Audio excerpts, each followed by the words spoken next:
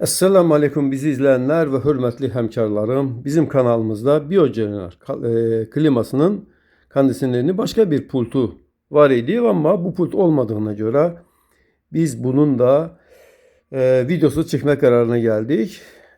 Bu kondisyonerin on-off yani yandırıp söndürme düğmesi onun kömeğiyle kondisyoneri yandırıp söndürür. Temperatürü kaldırmak için bu düğmeden, aşağı salmak için bu düğmeden istifade edirik.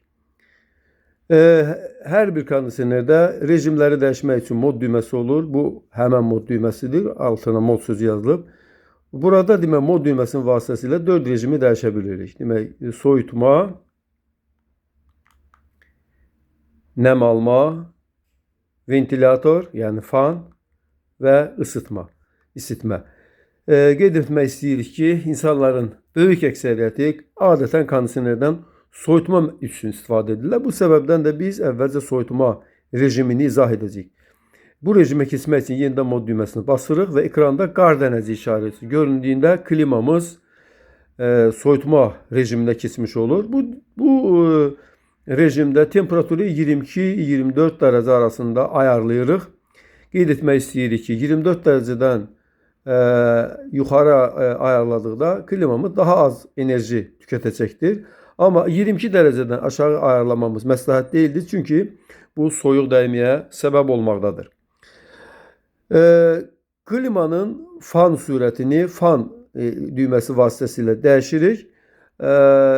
Və deməli burada 4 fan hızı var, fan sürəti var.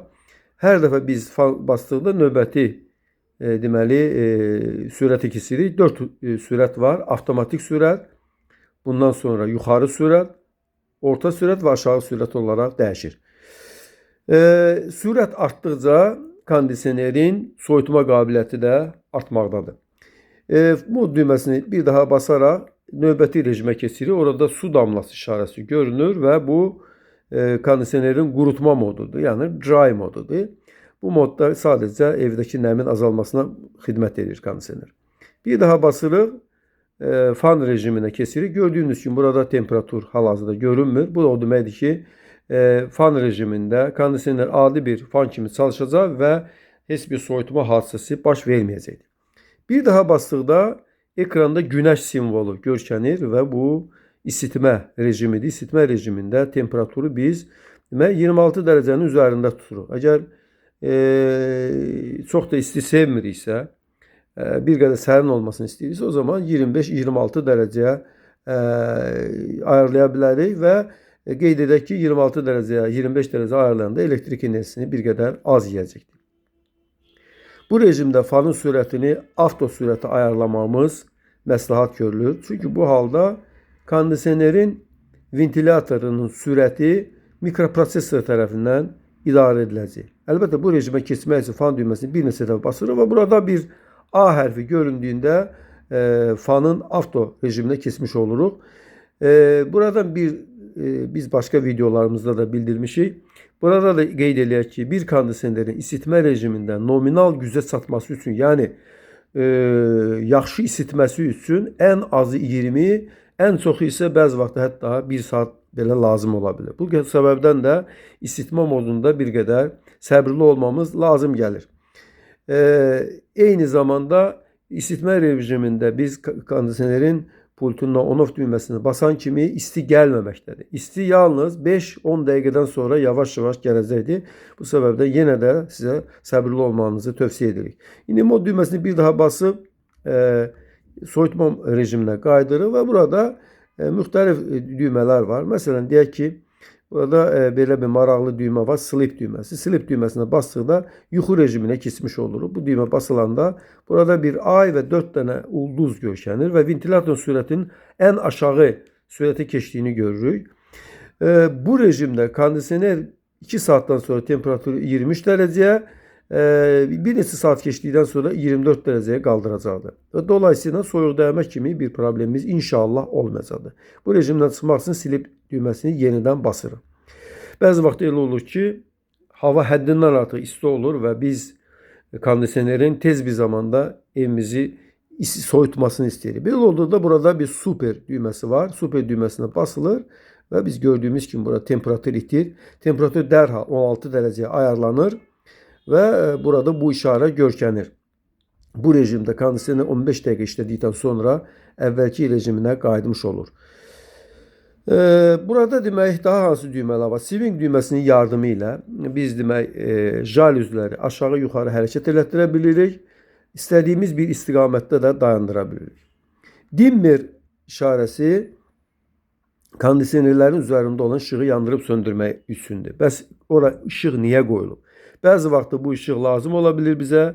Çünki kondisionerin yerini gecə vaxtı bilmək üçün. Bəzi vaxt isə bu işıq bizi narahat edə bilər və bu səbəbdən də biz söndürmək istəyirik. Ona görə də bu düymə qoyulub ki, onu yandırıb söndürmək mümkün olsun.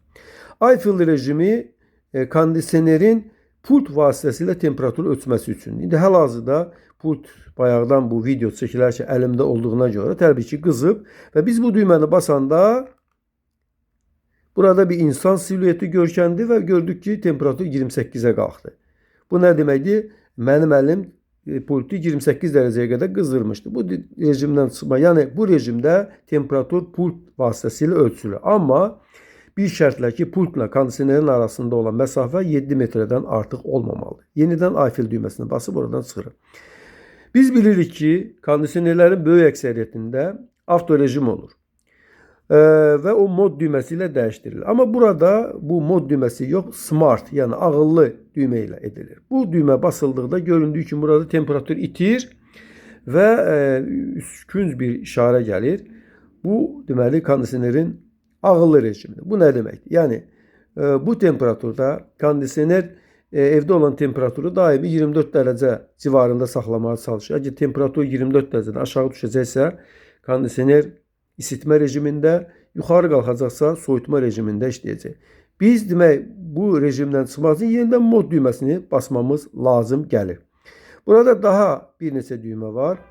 Burada maraqlı düymə clock düyməsidir. Məsələn, deyək ki, indi gecə saat 1-in yarısıdır. Clock düyməsini basırıq və bundan sonra temperatur düyməsinin köməyi ilə 1-in yarısını ayarlayıb clock düyməsini basırıq. İndi saatımız düzəldi. Bu ne için lazımdır? Timer rejimlərini düzgün işləməsi. Və timer rejimi nədir? İnsanlar adətən timer rejimindən istifadə eləmirlər. Amma çox maraqlı rejimdir. Bəzi vaxt elə olur ki, məsələn, işə gedirik. Səhər saat 6-da işə gedirik. Axşam saat 6-da qayıdacaq. Məsələn, istəyirik ki, axşam saat 5 radələrində, yəni 17:00-da kondisionerimiz işə düşsün. Bu zaman timer 10 düyməsini basırıq və burada bu düymənin yardımı ilə deməli 17:00-a ayarlayırıq. Nədən? Çünki 17:00-da əgər sonra timer 10-u basırıq və bizim indi deməli timer 10, yəni zamanlayıcı açıq rejimimiz 17:00-a ayarlandığına görə axşam saat 5 tamamda kondisionerimiz işə düşəcək və evimizi biz gələnə qədər soyudacaqdır. Bu rejimdən çıxmaq üçün yenidən timer 10 düyməsini basırıq. Və yaxud yerimizə giririk, deyək ki saat 10'dur. İstəyirik ki gecə saat 4'ə qədər kondisioner işləsin, bundan sonra sönsün. Niyə? Çünki səhərə yaxın məlum məsələdir ki hava bir qədər sərinləyir. Belə olduqda biz timer off düyməsini basırıq və burada deyək ki gecə saat 4'ə ayarlayıb bundan sonra eyni düyməni basırıq. Kondisionerimiz səhər saat 4 tamamda söndürüləcəkdir. Bu rejimdən çıxmaq üçün təkrar timer off düyməsini basmamız lazımdır. Bizi axıra qədər izlədiyinizə görə biz sizə təşəkkür edirik. Əssəlamu aleykum.